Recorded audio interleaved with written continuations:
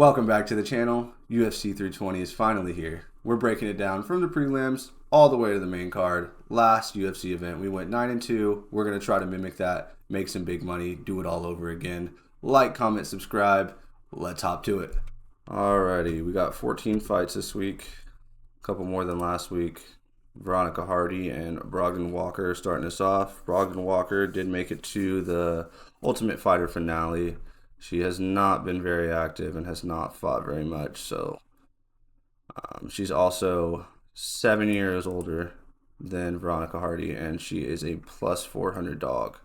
Now, Brogdon Walker does have good hands, and she is a good boxer, slick on the boxing, but other than that, pretty mediocre everywhere else. We'll click on Brogdon. Trains in Guam. Doesn't have a single win by KO. All decisions. 0-2 in the UFC. Lost to Juliana Miller, who the other girl beat. And lost to Lucinda. Those are both good losses. But she just doesn't fight enough, and she's older. And she's really kind of a one-dimensional fighter with hands only, which obviously that can get the job done. But Veronica Hardy, on the other hand, has good hands. She's slick on her feet. And she also has a pretty good wrestling, ground game, jiu-jitsu game. So for me, the pick is pretty easy considering Veronica Hardy is a lot younger. She has better wins. She beat Juliana Miller, and the other girl didn't. She lost to Mora. Mora's pretty good. So lost to Gillian Robertson. But for me, the pick's not too hard. I think Veronica Hardy has a tendency to just go straight to wrestling whenever her hands don't work. So for me, it's pretty easy. I don't think that Brogdon Walker is going to be able to keep her off her. So I think if Veronica Hardy is getting out boxed for whatever reason, I think Brogdon Walker will be able to go in there. Or she'll be able to take her down. Veronica will be able to take Brogdon Walker down pretty easy. So alright, we got Austin Vanderford versus Ramiz Brahmajaw. I don't know if I'm messing his name up, but we got Austin Vanderford. We'll look at him first. This is Paige Van Zandt's husband, so if you want to see some OnlyFans, this is your guy. He's got money. He probably doesn't even need to fight anymore. He's got so much money off of his wife and company. So that being said, he just knocked out Vertinikov in his last fight, wrestle fucked him, and then beat him up. So that's just what he does. He wrestles nonstop, just keeps going until he gets you down. Once he gets you down, he tries to get the ground and pound and get you out of there. So, and he's really, I really think he's decent at it. He's a PFL guy, so I think his method to winning is just straight grappling, taking you down. On the other side, Ramiz, he is straight BJJ.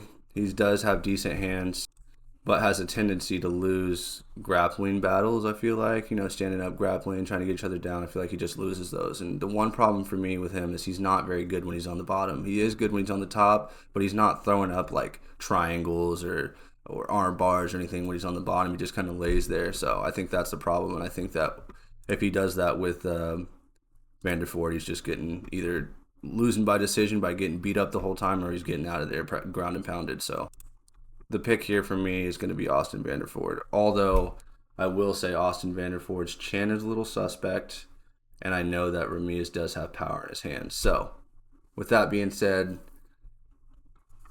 he has, no wins by knockout, 1 win by knockout, which was Mickey Gall.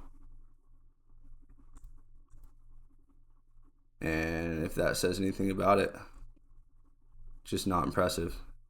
Lost to Diego Sanchez when he was old and washed. So I think that Austin Vanderford is the pick, and it's not even close. Up next, we got Serrano versus Vertinikov. This guy just lost to Austin Vanderford, so we will take a peek at him. His strength is he has power in his hands, he has good low kicks, and he has a pretty good chin. Other than that, he doesn't take down. He's just kind of a one-dimensional fighter in terms of punching, good striking, but he's slow.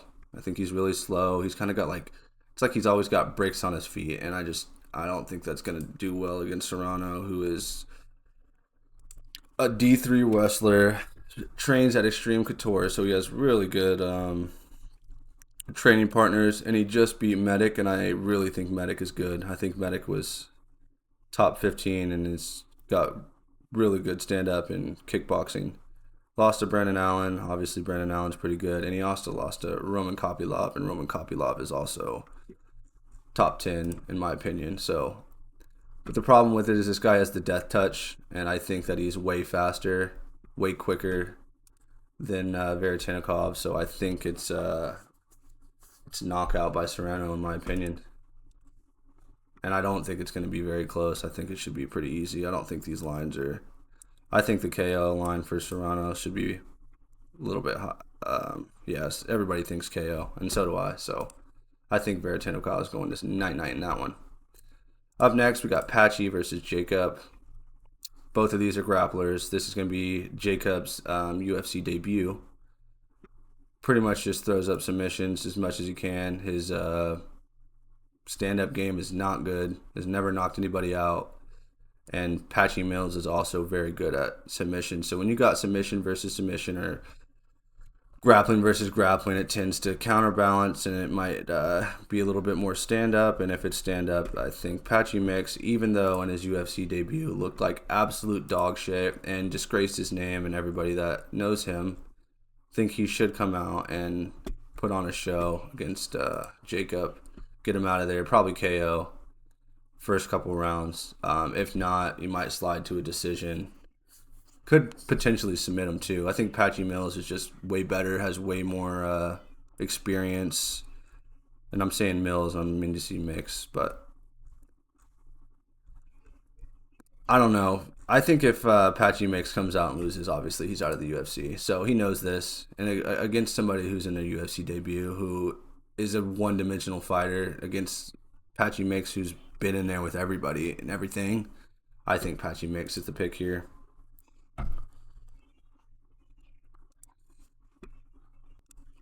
And up next, we got Macy Chasson versus Yanda Santos. 35, 34, same age, a little bit of a reach, and a 5-inch height disadvantage. So, it's pretty significant. We will look here. Yana Santos has a couple good wins. She beat Miesha Tate. Obviously, this is older Miesha Tate. She lost to Holly Holm, lost to Noreen Aldana, lost to Aspen Ladd, lost to Chris Cyborg. So I feel like anytime she goes against somebody that's decent, she loses. But she is a decent striker. She has decent striking. That's what I'll say about her. Pretty one-dimensional, though. On the other hand, we got Macy Chasson. Kind of long and lengthy. I think her path to victory is just straight jabs, teeps, leg kicks, staying outside, boxing. That's her way to win. However, I do think she's been grappling a little bit here lately, and I don't know why. I don't know if she's been training grappling nonstop. She beat Silva, and Silva's a dog. There was just big old cut on her. Cut her open, got her out of there. Macy Chasson does have 12 takedowns in her last 5 fights, so she does look to take down pretty often. But I think the path to victory here is just to stay long and lengthy, and I think she should get the job done pretty easily. I think I think this is a lock for me. I think Macy is gonna get it done from the outside, just for being so much long and lengthy. All right, Daniel Santos versus Jong Sang Yu. We got Korean Zombie's protege versus Daniel Willie Cat Santos, Mr. Lazy Bones. 5'7", 5'7", 4-inch reach for Mr. Zombie Jr. We'll check him out. Zombie Jr. only has one UFC fight in which he looked pretty good and absolutely knocked a guy out in the first couple rounds. That was O'Malley versus Marab 2, so recently. Looks really good. Has a switch stance, has a wide stance, looks to counterpunch, throws uppercuts, overhands, has no losses as a pro or amateur. Is a bit older for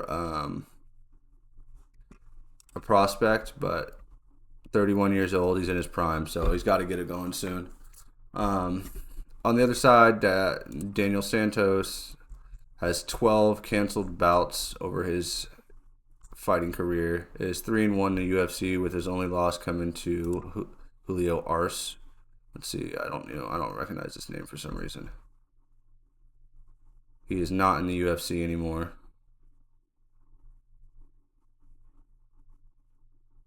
In his last, he won his last fight in the UFC. So, Daniel Santos has good hands. He's from Shoot the Box. When he gets rocked, he keeps going. However, I think if he gets rocked in this fight, I don't think he's going to keep going, because Korean Zombie Jr. is quick, he's fast, and he has power in his hands. He's a dog in this fight, and the reason I think he's a dog is because we have yet to see if he has a chin or if his chin's been tested. So, with Daniel Santos being quick and agile on his feet, I think he does have a method of knockout possibly for Zombie Jr. But if Zombie Jr. is what we think he is, or is what I think he is, then I think he should pass the test, and he should potentially get a stop, if not decision win over Daniel Santos. Up next, Chris Gutierrez versus Farid Basharat. We got 34 and versus a 28-year-old American Top Team versus Factory X in Colorado. Chris Gutierrez, I've seen in person. His method to win is leg chops, and then he'll go at your head. Once your leg's all messed up, then he'll start trying to knock you out on your feet. And if that doesn't work, then he'll just jab you and teep you, leg kick you to victory. So that's his. That's how he wins. However, how he loses is when he gets taken down, when he gets outboxed. And I don't think that Farid is necessarily going to outbox him, but Farid is a ferocious, as you see, ferocious wrestler. And that's all he does. American Top Team, he's got really good training partners. I think that he's just going straight for Chris Gutierrez's legs and try to get him down. Chris Gutierrez, when he's on his back, he just doesn't have that urgency to get up for whatever reason. I do think Chris Gutierrez is good. Do I think he's going to knock Farid out? No. Do I think he could chop up his legs a little bit if Farid lets him? Yes, but I think Farid will end up taking him down, and I think that's how he'll win the fight. So I'm going Basharat. He's a minus 400 favorite. So up next, we got a striker versus a grappler, although I do think that Andre Muniz is a decent striker. 35 years old versus a 27-year-old Extreme Couture. So you know Edmund Shabazian's getting good looks. I'll just say that I don't think Edmund Shabazian is too good at anything besides striking, and he also has a tendency to have a pretty bad gas tank for some reason. Runs out of gas after that first round. Last fight beat Petrosky in a decision, and if we saw Petrosky's last fight, he got knocked out and looked terrible. I mean, he looks like he has no chin whatsoever, and Mr. Striker Edmund Shabazian couldn't knock Petrosky out. So, Andre Muniz, I think he has top-level grappling. He's really good at grappling. That's his niche, is grappling. 13 subs in the first round. If he gets you down and he gets you down there for long, you're going to be out of there. He lost to Paul Craig. Don't know how he lost to Paul Craig. Got caught, got knocked out, got subbed up by Brennan Allen. Doesn't surprise me, but took it to round 3. The only problem I have is they both have terrible gas tanks, but if Andre Muniz gets him down whatsoever, I think he gets him. I think Edmund Shabazian doesn't have the urgency to get up, and I think Andre could possibly win that if it gets to the ground. So my pick is going to be Andre. I think Edmund's a little overhyped in my opinion. He's good, but he's just a little overhyped. And I don't think that he's knocking him. If he does win, he's going to knock him out. If he doesn't win, I don't see him beating Andre. I think... And the people got Edmund, and they got him by knockout. I just don't see it. I don't know why. Let's see Andre's chin. Let's do a little research in the middle of the video. Andre has been knocked out 4 times. And Paul Craig knocked him out, which really says something. Azamat's really good. Knocked him out in 50 seconds.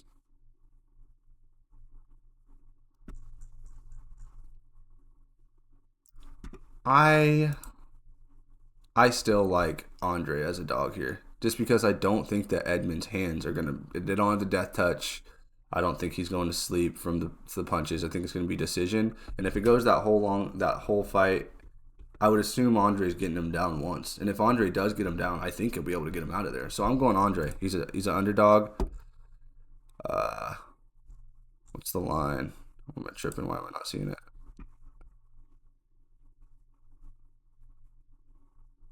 He's a plus 215 dog, and so I bet his by submission's even higher. So if I'm taking Andre, I'm taking him by submission. He might be able to get Edmund Sebastian out of there by submission. Up next, we got Gutierrez versus Vines, and this is a replacement fight, 3 days notice, and this guy's never fought in the UFC. This would be his debut. I looked at his record already. He's been knocked out 3 times as a pro and once as an amateur and subbed up. So he's in there with Mr. Cameroon, baby Francis Ngannou, head, just crazy fast, crazy power, death touch. So don't know much about Vines. If he gets a win here, he's like I think Gutierrez is something like a minus 1,300 favorite. So Gutierrez is like a minus 1,300 favorite. So I'm not touching that at all. Up next, Joe Body Bags Piper versus a bus. I'll start with Joe. Joe's strong as hell, athletic as hell, has the death touch, can stop takedowns. He's been stopped by Dustin off an injury, never been finished, knocked out. And so he's definitely not getting knocked out by a bus. And I don't think that a bus has power in his hands. He's just a good kickboxer. I don't know why my eye's itching so bad, but he's just a good kickboxer. They both have terrible gas tanks, both of them. And so for that reason, a bus is always good in the first couple rounds. First round, Joe Piper's going to have power. I mean, he's going to have power in his hands. And if it makes it to the later rounds, I mean, Joe he beat Kevin Gastelum in those later rounds, even if he was a little gassed. But a bus just has that problem of gassing out, and 35 versus 29. I think Joe's in his bag right now. Joe's in his prime right now. They're the same height, 3-inch reach advantage for a bus, but I think Joe's knocking him out. I think it's not even going to be. I'm not going to say it's not going to be hard, but I think if a bus is getting pieced up by Sean Strickland, knocked out by Sean Strickland, KO'd because he gassed out. If Joe Piper wrestles him for a little bit in the first round, which he can do, why wouldn't he gas out? Wrestle him a little bit, see if you can take him down, get him out of there. I think Joe Piper finishes him inside the distance. Up next, we got Josh Emmett versus Yusuf Zalal. Josh Emmett is 40 years old versus a 29-year-old, and I know every time that I see a fight like this, it's like 75% of fighters that are 12 years younger always win the fight. So I did see that Yusuf can't get a fight. Nobody wants to fight him. He doesn't have very good he's not in the top 25, not in the top 15. Just got back into the UFC after being cut from the UFC and looks like a whole different fighter. He's quick on his feet, bounces around, hard to hit, and that's the problem for Josh Emmett. Josh Emmett is that one throw over the top, hopefully catch you, knock you out. And I just don't think that Josh Emmett's going to be fast enough to catch Yusuf. And Yusuf has crazy jiu-jitsu, and if he gets on your back, he's getting you out of there. He also has good hands and outboxed Calvin Kattar in his last fight. With that being said, sub. All subs in UFC, one decision. Josh Emmett, could he knock him out? Sure. Do I think he's gonna? No. I think Yusuf's going to be too fast on the feet, and I think he's going to be able to avoid those big punches, and if he does get on his back and get him out, he'll be able to get him out of there. So I got Yusuf, minus 390, probably sprinkled by submission. And I'm kind of flying through these, but I'm doing it for a reason because I already messed up my footage. So up next, we got Yuri Prohashka versus Khalil Roundtree. We'll start with Yuri. Yuri's a slight fave. Yuri wins all his fights by knockout. Doesn't even go for submission. Just tries to go in there, fight his ass off, in terms of throw into fire, go crazy, put his head in danger, and try to get him out of there. And he's got that thing where he keeps his arms down, kind of tricks you that his head is there, then backs out, gets you swinging on nothing, and then tries to hit you with some counter punches. Now, Jamal Hill is not technical at all. Jamal Hill has power in his hands. That's about it. When he fought Pereira the second time, didn't look good to me at all. Looked like he had absolutely no chin. Got dropped multiple times and then was wobbled on the first round, sat down for a full minute, got back up, and got knocked out in the first 13 seconds by a head kick. So, in my opinion, I think he's got a bit of a questionable chin. Obviously, the chin was by Alex Pereira, who has death touch, and it's pretty obvious. But when I look at all of his wins, back in the day, yeah, sure, but Dominic Reyes was in his head when he beat Dominic Reyes. Glover Teixeira was 42 years old when he beat Glover Teixeira. Then he fought Alex Pereira, got hammer-fisted and elbowed out of there, and got elbowed and dropped while he's trying to go for a takedown. Then he got Rakic out of there quickly. Rakic he's decent.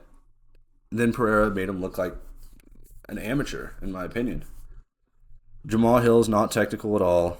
Is gladly going to go in there and fire, and that's exactly what Yuri wants. With that being said, Roundtree, very technical, really tight guard, loves to kick knees, loves to kick legs, and he's very, very patient on the feet. With this Alex Pereira fight, I think he won a round or two, and he didn't look too bad. He got bloodied up, got pieced up, and got out of there, but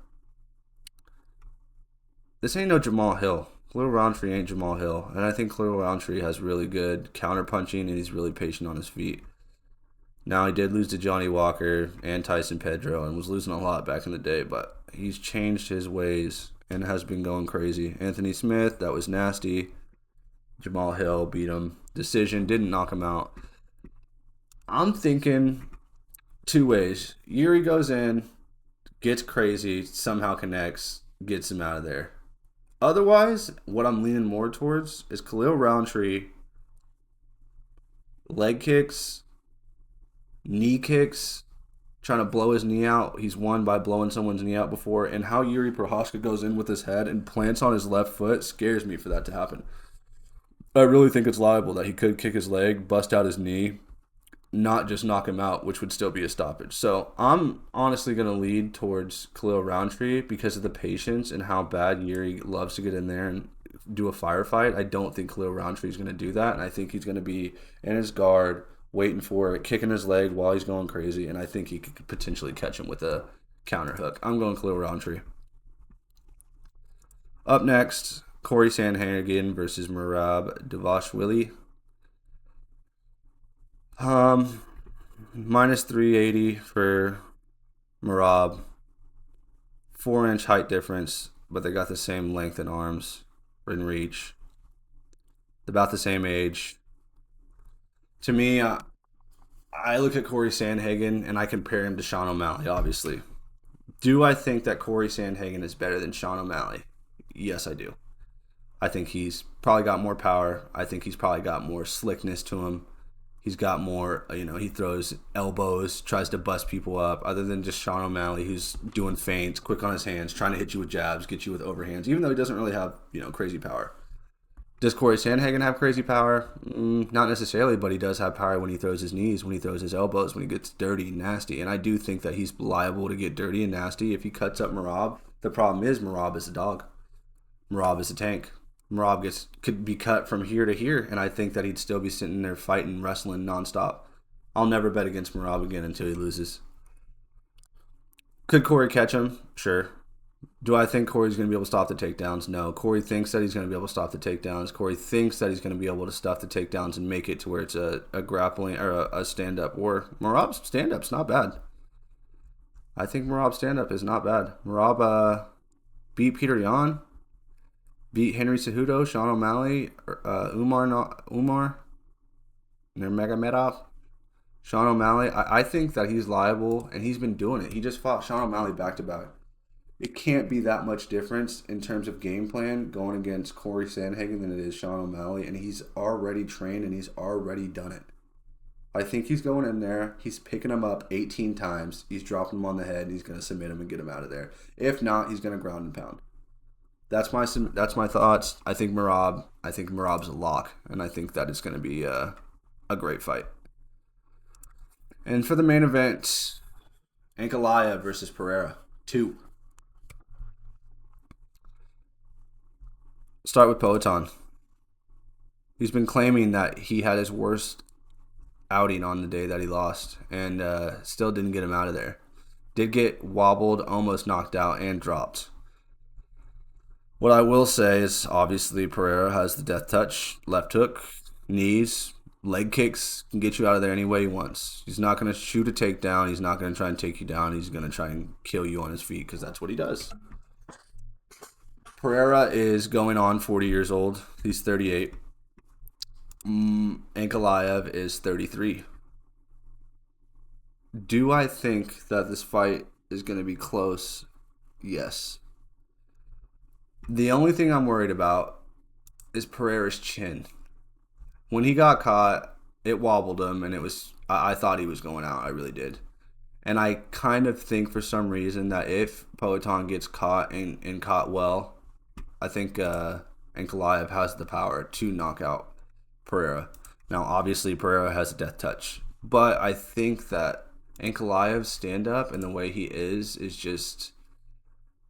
He's quick, he's smart, and I think that he sees what Pereira's doing before Pereira knows what he's doing, if that makes sense. And so he got leg kicked to pieces in that first fight. I mean, that was Alex's plan, was to go in there, leg kick, and then try to do, like a Chris Gutierrez, knock him out after his legs messed up. And it messed with him a little bit, but it didn't mess with Ankalaev near as much as the Juan Blachowicz fight, which was a split decision. I honestly thought Juan Blachowicz won that fight. So I think that obviously this is a pick'em and it can go either way. If Pereira gets his legs and starts doing the same thing that Juan Blachowicz did, then he could liably get his legs out of there, get him slowed up, and hit him with a death touch. He's out of there. But I, for some reason, see Ankalaev going in there, doing the same thing he did last time, but they have this vendetta where they've been going back and forth. They're actually mad at each other. They actually don't like each other. This is going to be a great fight regardless. I love Poatan. Not really an Ankalaev fan, but I think I'm going to go Ankalaev. And the reason I'm going to go Ankalaev is because Alex's chin is a little suspect in my opinion. And I feel like even if he did wobble Ankalaev, if Ankalaev just stopped and threw something and caught Alex would go to sleep.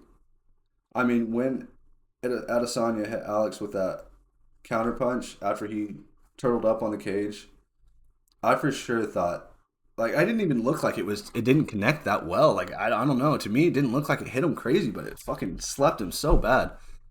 And I just feel like Ankalaev has more power in his hands than Israel Adesanya does.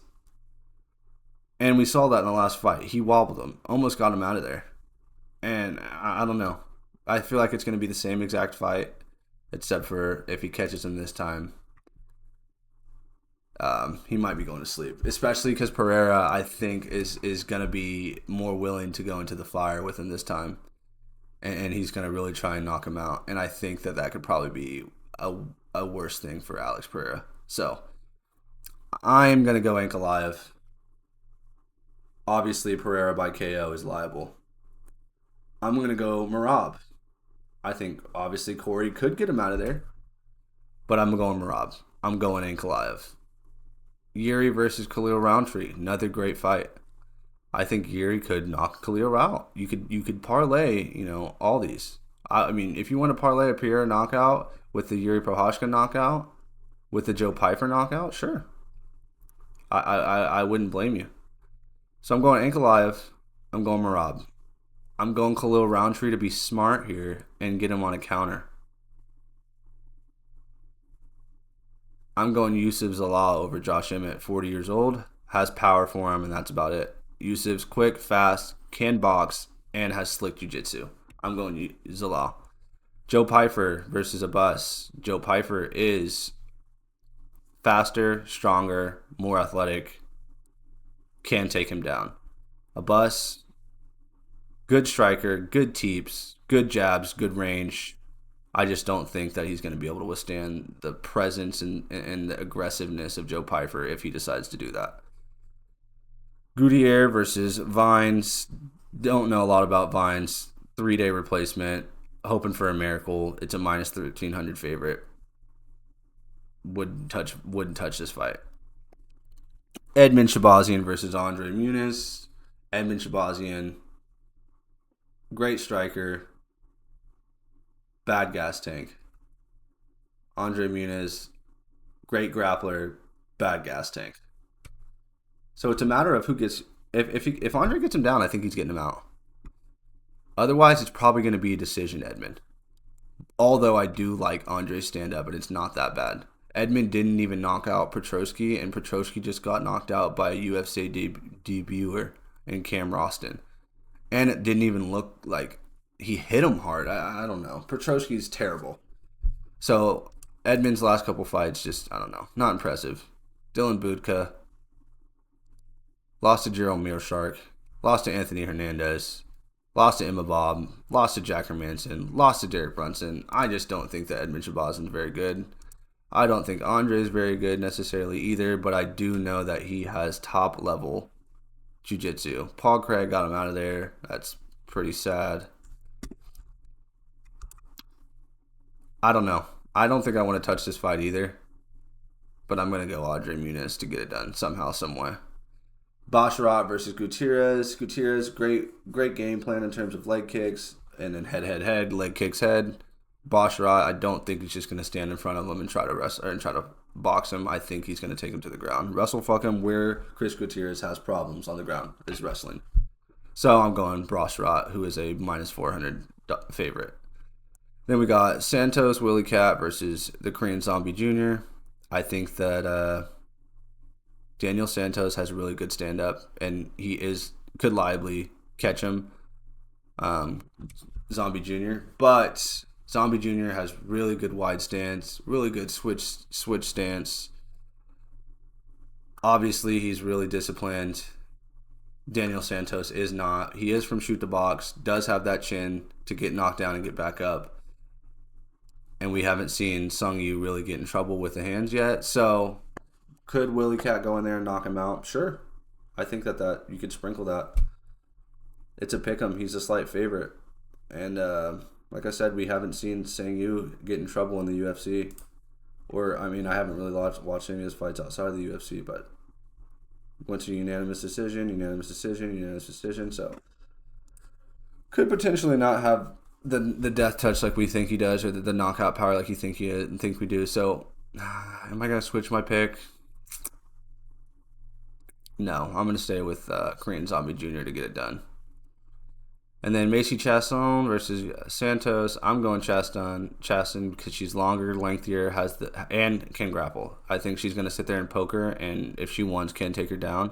Santos just doesn't fight very much, so. And is 6-5 in the UFC, and has lost to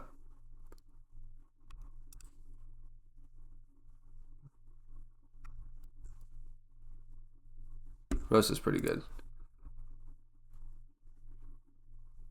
Rosa is pretty good.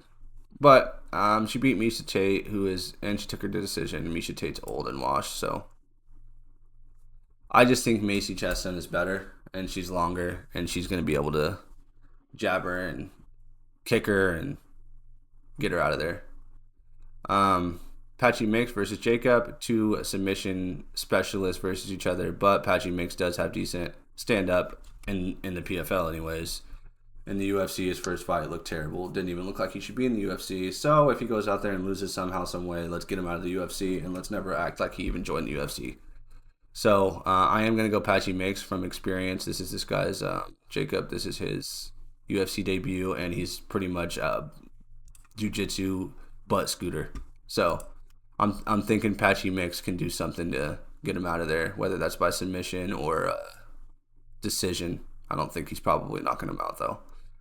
We got Serrano versus Veretinikov. Veretinikov just lost to Austin Vanderford. I think Austin Vanderford's good. I think Serrano would beat Austin Vanderford. So I'm going Serrano by death touch, probably knocking out Veretinikov.